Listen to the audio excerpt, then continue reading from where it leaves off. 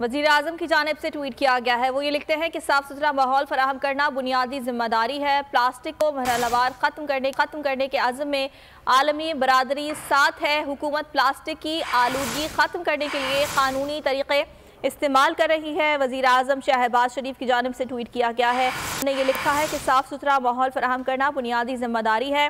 साथ साथ उन्होंने ये भी लिखा कि प्लास्टिक को मरहलावार ख़त्म करने के अज़्म में आलमी बरादरी साथ है। हुकूमत प्लास्टिक की आलूदगी ख़त्म करने के लिए कानूनी तरीक़े इस्तेमाल कर रही है। इंतज़ार था ना, चलो इस बार वो करते हैं जो इससे पहले किया ही नहीं। किस्मत की आंखों में आंखें डाल के जीतना होगा।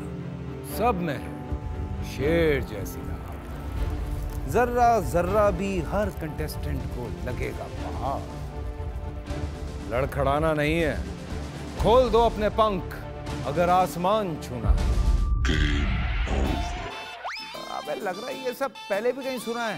एंटरटेनमेंट की गारंटी जनाब, क्योंकि यहाँ खेलोगे कूदोगे तो बनोगे नवाब।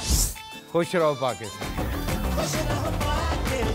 खुश रहो पाकिस्तान बुध और जुमेरात शाम 7 बजे सिर्फ बोल एंटरटेनमेंट पर। सब्सक्राइब करें और बेल दबाएं ताकि कोई खबर रह न जाए।